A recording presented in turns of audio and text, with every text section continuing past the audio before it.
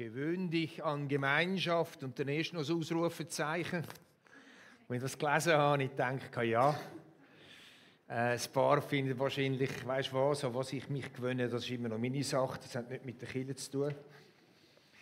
Aber in dieser Serie geht es nicht um Leute in Kleingruppen oder in Gemeinschaft zu prügeln, sondern es geht darum, einmal mehr Gemeinschaft als eine geistliche Gewohnheit vorzustellen. Und zwar eine geistliche Gewohnheit, die nicht auf dem Mist von einem Pastor gewachsen ist, sondern die von Jesus Christus erfunden worden ist. Und darum, für die einen ist es vielleicht eine Herausforderung, für die anderen eine Bestätigung und für andere vielleicht auch nochmals erinnern, warum wir überhaupt gewonnen von der Gemeinschaft haben in der Kirche, warum, was der Grund ist und eben wer es auch erfunden hat. Heute ist Teil 2 und ich darf reden über Werkstätte. Liegt mir nicht so, Gemeinschaft als Werkstatt. Ich bin kein Handyman, ich habe 2 linke Hände, aber ich habe Gruppen, Gemeinschaft in der Kirche als Werkstatt live erlebt, ohne meine Hände zu brauchen, sondern auf eine andere Art und Weise. Sie hat unsere Gesellschaft voll im Griff, die Individualisierung. Im Westen ist die Individualisierung bei uns sehr weit fortgeschritten. Ich reise ja relativ viel in Asien und dort ist bis vor nicht allzu langer Zeit die Individualisierung noch nicht angekommen.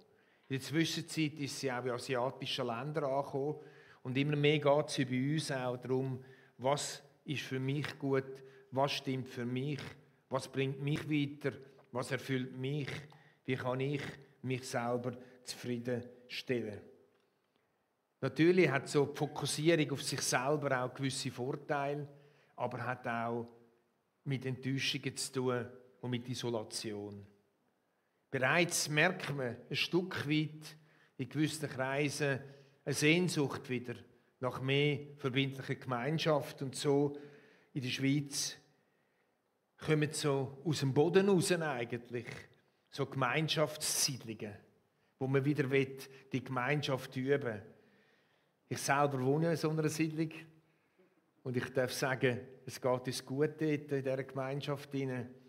Aber ich kenne in der Umgebung auch andere so Gemeinschaftssiedlungen, die an dem Gen von der Individualisierung leiden und man merkt, dass es einfach nicht funktioniert. Eine von diesen Gemeinschaften, zum Beispiel 2 Minuten zu Fuß von uns, die haben am Anfang gesagt, wir brauchen keinen Hauswart und wir teilen die Arbeit aufteilen unter uns Leute, oder? Und mit der Zeit haben sie gemerkt, dass das nicht alle schaffen. Jetzt kann man sich freikaufen. Also freikaufen von der Gemeinschaftsarbeit. Und das war der erste Schritt. Und so sind andere Schritte gefolgt, leider, wo einfach der Trend von der Individualisierung man nicht ganz kann verleugnen kann. Auch die christliche Gemeinschaft ist nicht verschont davon. Individualisierung prägt unsere Frömmigkeit. Ich erlebe zusehends, wie Jesus-Nachfolger sich aus der Gemeinschaft zurückziehen und ihr Glaubensleben ins Private verlegen. Ich nenne sie Podcast-Gourmets. Sie ziehen sich rein, was ihnen gerade passt, im Moment zu ihrer Lebenssituation. Der Pastor, der Prediger, der gerade so redet, wie sie es brauchen können. Und sind frei von verbindlicher Gemeinschaft mit anderen Gläubigen.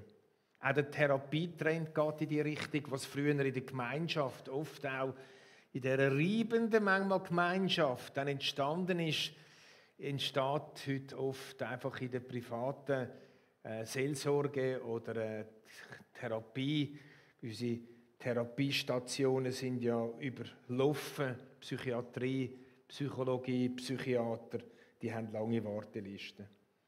Wesentliche Fragen für meine Vorliebe in Bezug auf geistliche Gewohnheit sind darum erstens, leitet meine Gemeinschaft, meine geistliche Gewohnheit mich in eine tiefere Gemeinschaft mit anderen oder isolieren sie sich? Also leitet sich meine geistliche Gewohnheit, so wie ich meinen Glauben lebe, in Gemeinschaft mit anderen nie oder isoliert sich die Art und Weise von mir, weil ich mich von Podcasts ernähre? Die zweite Frage ist, führen sie mich zu Gott und meinem Nächsten oder stärken sie meine Nabelschau? Geistliche Kerngemeinschaft.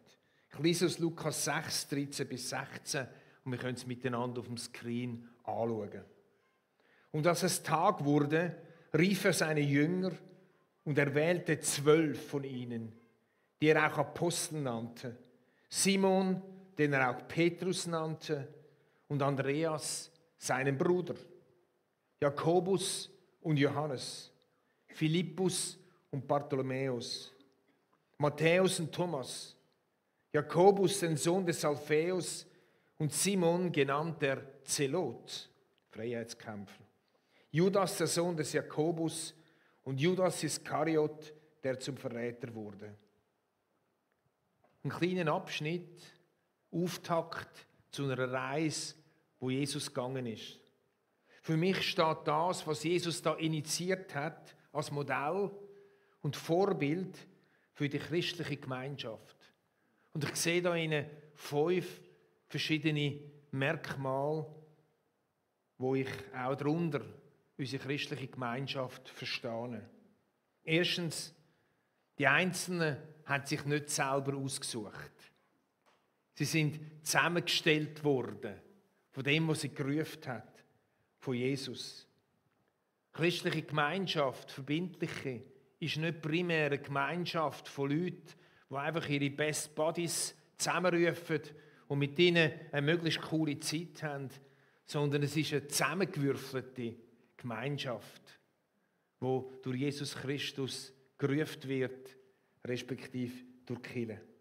Zweitens, die Anzahl von 12 erinnert natürlich an die 12 Stämme zuallererst, ist aber auch eine ideale Grösse, so 8 bis 12, 13 Leute, um in einer verbindlichen Gemeinschaft einander gegenseitig zu tragen und zu erleben und Werkstatt zu erfahren.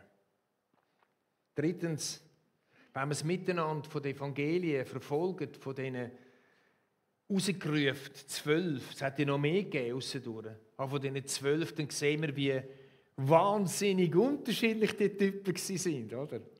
Ich meine, der Petrus, ein ADHSler, dem würden wir heute vermutlich Ritalin geben. Und dann der Johannes, der Kuscheljünger, und der Zelot, der Freiheitskämpfer, dann der Zöllner, der Oberzöllner und so weiter. Die unterschiedlichsten Charaktere, die unterschiedlichen Menschen sind zusammengewürfelt. Ich erlebe das im Moment auch in meiner Early Bird Small Group. Ihr sagt, glaube ich, dem Männerfrühgebet da im Zürich Oberland. Ich habe mal kurz überlegt, wir haben uns wieder neu zusammengewürfelt jetzt, oder sind neu zusammengewürfelt worden für unseren Leiter. Da haben wir 2 Pensionierte, jemand, der in seiner Ehe auseinander ist. Wir haben einen Single und wir haben 2 Familien mit kleinen Kindern. Und alle, die sagen, empfinden das als eine Bereicherung, so voneinander zu profitieren und voneinander zu lernen. Ich weiss manchmal gar nicht mehr, wie es ist, wenn ein Kind nachbrüllt. Und sie wissen manchmal nicht mehr, wie es ist, wenn man das Leben schon durchgekämpft hat, ein Stück weit. 4. Es hat einen einzigen gemeinsamen Nenner gegeben. Es ist nur gegangen, die Gemeinschaft, weil sie sich fokussiert haben auf einen gemeinsamen Nenner. Das war der Jesus. Der Jesus war ihr Fixpunkt. Der Jesus war ihr Orientierungspunkt. Sobald sie von dem Orientierungspunkt weggeschaut haben, nämlich darum, wer dann im Himmel den besten Platz hat, hat es Lampen gegeben. Und Freunde, das ist bei uns auch so. In der christlichen Gemeinschaft, verbindliche christliche Gemeinschaft, kann nur etwas der Fixpunkt sein. Das ist der Jesus Christus. Sobald der Fixpunkt weggeht, sobald man sich um anderes Zeugs drüllt, sobald etwas anderes ins Zentrum kommt, sind wir geliefert. Da funktioniert die verbindliche christliche Gemeinschaft einfach nicht. Ich habe das erlebt, ich weiss, von was ich rede. Das ist in der grossen Gemeinschaft, verbindlichen von der Kirche, wie auch in Kleingruppen der Fall. Und 5. vermutlich das Wichtigste, Jesus selber hat den Weg gewählt von der verbindlichen Gemeinschaft. Das ist für mich das Grösste. Oder der Jesus, der grosse Versammlungen hatte, der zu vielen Leuten reden konnte, hat sich nicht geschochen, in die verbindliche Gemeinschaft zu gehen mit diesen 12 sehr unterschiedlichen Typen. Mit einem, der gewusst hat, er wird mich mal verraten. Der Jesus, das müssen wir uns einmal so ein bisschen auf der Zunge vergehen lassen. Der Jesus hat sich selber in die verbindliche Gemeinschaft eingegeben. Er selber. Er hat das gewagt, er ist eingesteppt. Er hat nicht gesagt, ich bin zu beschäftigt, ich habe gar keine Zeit für die 12, schaut selber, dass ihr zu Schlag kommt. Sondern er hat die christliche Gemeinschaft von diesen 12 begründet. Die Art von Gemeinschaft, wo Jesus begründet hat, ist die Werkstatt, wo Gott durch seinen Geist wird uns Menschen verändern. Da wird geschliffen, da wird gelacht, da wird gefeiert, da wird manchmal auch gelitten. Da werden Bekanntschaften geschlossen, da werden teilweise Freundschaften gefunden, aber ebenso gibt es auch Enttäuschungen. Und die Enttäuschungen wiederum stehen in der Gefahr, dass sie uns abhalten, weiter so eine verbindliche und einzustehen. Wer will schon Enttäuschungen? Aber in dieser Gemeinschaft wird getragen, tröstet, werden Konflikte ausgetragen. Gemeinschaft eben mit allem, was dazu gehört. Gemeinschaft brutto mit uns unvollkommenen Menschen. Ich bin seit 48 Jahren Teil von so Kleingruppen. Das Prinzip ist immer gleich geblieben, auch wenn sie ja verschieden geheissen haben. Die Namen von Kleingruppen, von Hauskreisen, von Zellen und jetzt Small Groups, das ist ja die Namen, die haben einfach gewechselt, oder? Aber es ist immer das Gleiche geblieben. Und nach 48 Jahren habe ich sehr viel erlebt in dem hinein. Und das Wesentliche ist geblieben, wenn ich zurückschaue. Ich habe mir die Predigt nicht selber ausgewählt heute Morgen, oder? Sie ist mir da verordnet worden. Und wenn eine Predigt verordnet wird, musst du dir noch Gedanken machen, oder? Ich hoffe, ihr macht euch auch ein bisschen Gedanken. In 48 Jahren ist mein Charakter mitgeformt worden durch die verbindliche Gemeinschaft und ist mein Glaube herausgefordert worden. Ganz klar. Durchgemeint. Im Laufe dieser Jahre, wo ich Pastor bin, so lange wie ich Small Groups besuche, zuerst ehrenamtlich und dann als einer, der nur noch das gemacht hat, bin ich immer wieder Leuten begegnet, die all diesen 48 Jahren, die haben mir von ihrer Kirche erzählt und gesagt, ihre Kirche sei eben biblisch fundiert. Sie haben dann sagen, oder haben mir gesagt, also ihre Kirche sei nach Apostelgeschichte organisiert. Bis ich dann gemerkt habe, dass die ersten Christen auch nicht so genau gewusst haben, wie man Kirche macht. Sie haben nämlich auch ein paar Hindernisse gehabt, ein paar Lampen müssen austragen und es hat sich verändert im Laufe der Zeit. Auch verändert im Laufe der Zeit von der Kultur, von der Grössen, von den Örtlichkeiten, wo sie waren, sind sie unter Druck gewesen oder haben sie frei können leben. Und trotzdem gibt es etwas, wo ganz klar ist. Etwas, was sie von Jesus übernommen haben. Etwas, was zur DNA geworden ist, von der Urgemeinde und von der Gemeinde Christi durch 2000 Jahre durch. Und da lesen wir im Apostelgeschichte 2, 42 und 46. Sie blieben aber beständig in der Lehre der Apostel und in der Gemeinschaft und im Brotbrechen und im Gebet. Und sie waren täglich einmütig beieinander im Tempel, brachen das Brot hier und dort in den Häusern, hielten Mahlzeiten mit Freude und lauterem Herzen. Ich lese es nochmal, das ist ein Schlüsselsatz.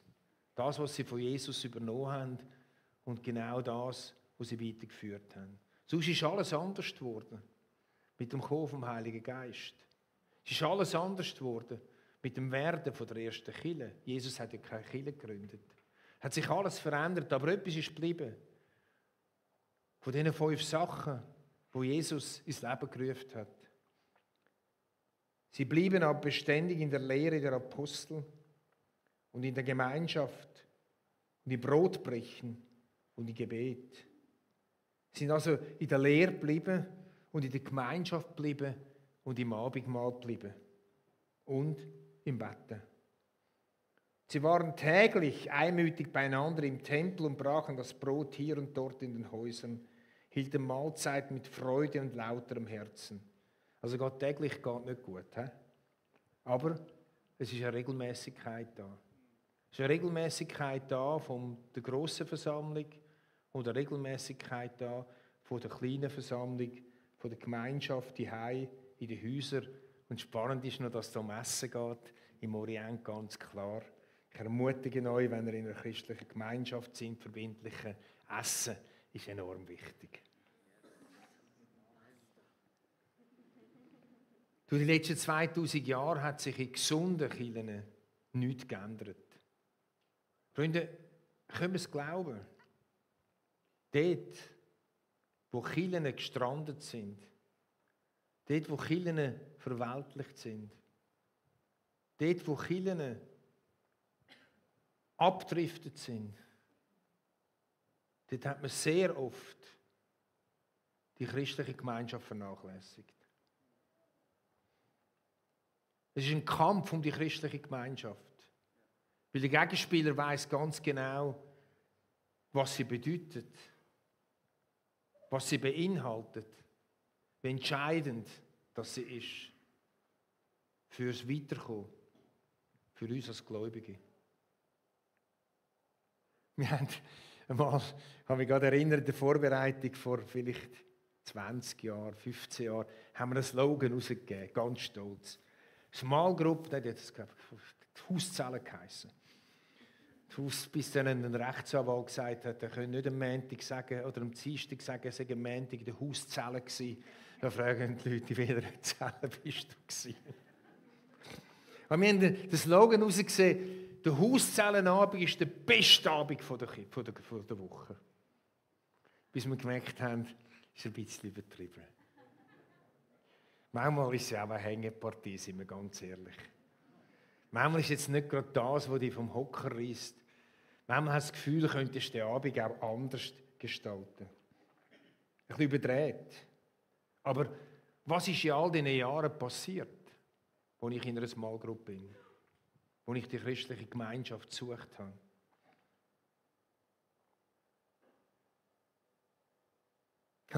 Das erste Mal, ich habe mich oft gefragt, in diesen 48 Jahren, soll ich mir das überhaupt noch antun? Ich habe oft so Fragen gehabt, ja, also ich weiß jetzt auch nicht genau, als Pastor bin ich ja die ganze Woche fromm, jetzt muss ich auch noch einen Abend investieren. Aber was ist in all diesen Jahren passiert?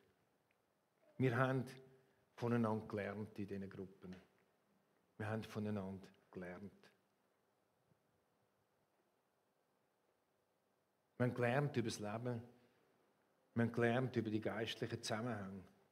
Wir haben gelernt, in der Nachfolge von Jesus zu stehen. Zweitens, wir haben einander ermahnt. Leider ein bisschen zu wenig, wenn ich zurückschaue. Ich glaube, dass man da in der christlichen Gemeinschaft noch viel Potenzial hat, um einmal sich gegenseitig zu ermahnen, in der richtigen Art und Weise. Wir hat ja nicht anecken und hat dann einfach alles unter den Teppich gewischt oder ignoriert. Statt jemanden einmal auf die Seite zu nehmen und zu sagen, meinst du nicht, dass dein Umgang mit deiner Frau ein bisschen schwierig ist? Meinst du nicht, dass dein Zeitmanagement ein bisschen schwierig ist? Der Individualisierungstrend sagt ja, reden wir andere ja nicht rein. Also folgendessen reden wir halt nicht rein. Und manchmal, glaube ich, wäre es besser gewesen, wir hätten uns auch ermahnt und es wäre besser rausgekommen. Ermahnt in der Liebe. Ermahnt, weil wir einander gern haben. Ermahnt nicht, weil wir besser wissen sind, sondern ermahnt, weil wir einander weiterbringen wollen. Wir haben aber auch einander ermutigt und das haben wir viel gemacht. Einfach so ermutigt. Wir haben einander vergeben und wir haben um Vergebung nachgefragt.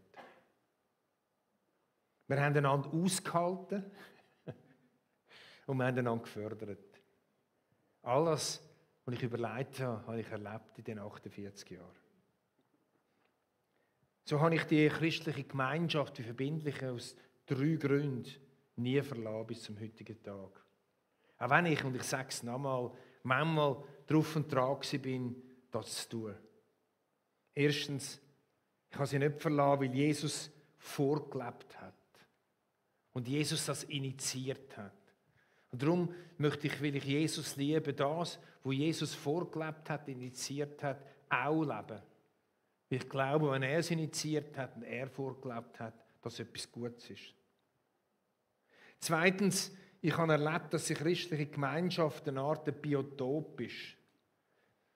Jetzt sollen wir dann abstimmen über die Biodiversitätsinitiative. Ich glaube, dass die christliche Gemeinschaft ein Biotop ist, an dem der Heilige Geist liebt, seine Früchte wachsen zu lassen. Liebe, oder? Wird da wachsen. Das Biotop oder eine Werkstatt. Geduld, Freude und so weiter. Er liebt das, in der Gemeinschaft die Früchte wachsen zu lassen. Darum ist eine Gemeinschaft manchmal auch so schwierig. Darum feilt es manchmal auch ein bisschen. Darum raspelt es manchmal auch ein bisschen. Wer sich dem Vielen und Raspeln stellt, der wird sehen, dass er in seinem Charakter weiterkommt und die Früchte vom Geist weiter wachsen. Und drittens ist es ein Ort, wo das, was ich erlebt habe im geistlichen Leben, aber überhaupt im Leben, kann anderen weitergeben. Dort, wo eine Mutter und Vater sagt, dass sie nächtelang wach sind wegen ihren Kind. Und ich kann erzählen, wie ich das erlebt habe und wie ich das gemacht habe. Ich kann das, was mir anvertraut worden ist, im Geistlichen anderen weitergeben und merke, dass ich nicht für mich selber Christ bin, sondern auch für andere da bin. Ich habe ein paar Fragen mitgenommen zum Schluss, die wir anschauen wollen und uns ein bisschen Zeit von der Stille nehmen und uns die Fragen stellen. Die erste Frage heisst, hat mich die Individualisierung so sehr geprägt, dass ich mich von meinem Umfeld so weit entkoppelt habe, dass ich mich nicht mehr muss mit verbindlichen Menschen unterwegs sein und dem aussetzen?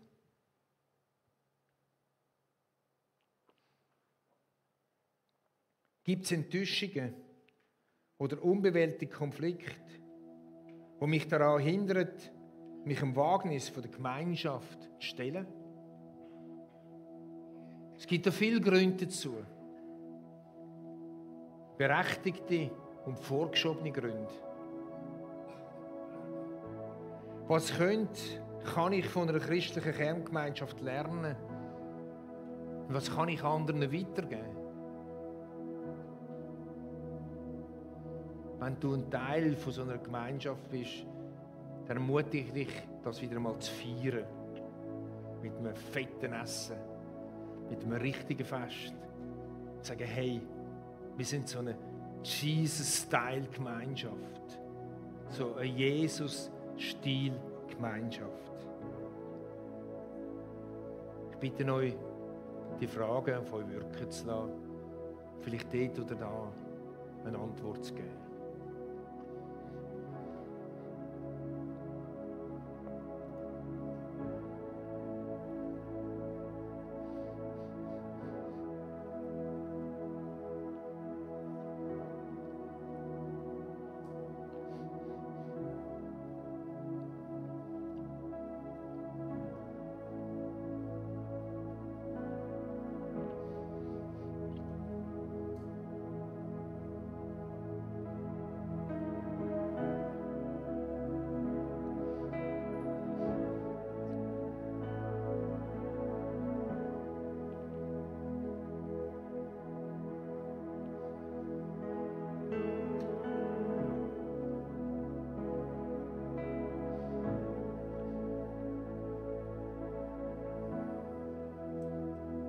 Jesus, ich danke dir, dass du die verbindliche christliche Gemeinschaft gegründet hast,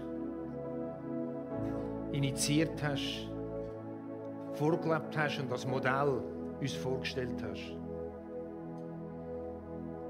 Jesus, wenn ich die Evangelien anschaue, sehe ich, wie du mit deinen 12 gefeiert hast, Bankett gehalten hast, gefastet hast, aber auch gelitten hast. unter ihrer Rangelei, in einer Besserwisserei, in den Charakteren. Aber du, Jesus, hast dich dem gestellt. Du bist dir nicht schade gewesen. Und du hast nicht das Gefühl gehabt, andere sollen es machen. Ich brauche das nicht.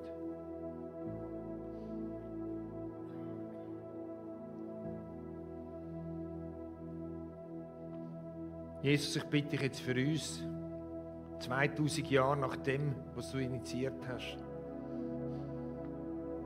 Ich bitte für die Kirche hier am GVZ Zürich-Oberland, dass sie leben dürfen. Durch die Gemeinschaft von verschiedenen Arten, von christlicher Gemeinschaft. Ich bitte dich für die enttäuscht worden sind, für die abgehängt haben, dass du ihnen hilfst, wieder einzuhängen. Ich bitte dich für die in einer christlichen Gemeinschaft leben im Moment, sie pflegen, dass sie auch feiern können und wissen, warum. Und Jesus, wenn wir jetzt das Abendmahl miteinander nehmen, dann schaue ich das an als ein Mahl von der Gemeinschaft. Wir alle sind so unterschiedliche Menschen. Und doch brauchen wir alle Vergebung. Und der Kelch soll uns erinnern, dass wir alle die Vergebung brauchen. Dass es kein Unterschied ist zwischen erfolgreich und nicht erfolgreich. Zwischen höherem sozialem Status und kleinerem sozialem Status.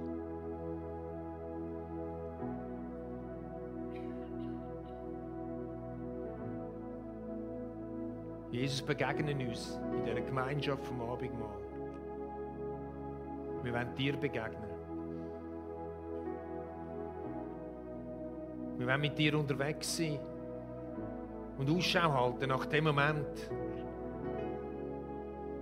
nach dem Tag, wo wir bei dir sein dürfen. Tag von der Ewigkeit, wo du sagst, erst dann wirst du wieder aus dem Kelch trinken. Dann, wenn das grosse Hochzeitsfest da ist. Und so nehmen wir da etwas bildlich vorab. Ich bete, dein Reich komme in dieser Kirche, durch die Kirche durch. In den Menschen, die da sitzen oder die heim sind, im Livestream, dein Reich komme. Ich bete, dein Wille geschehe. Weil dein Wille gut ist. Weil dein Wille richtig ist.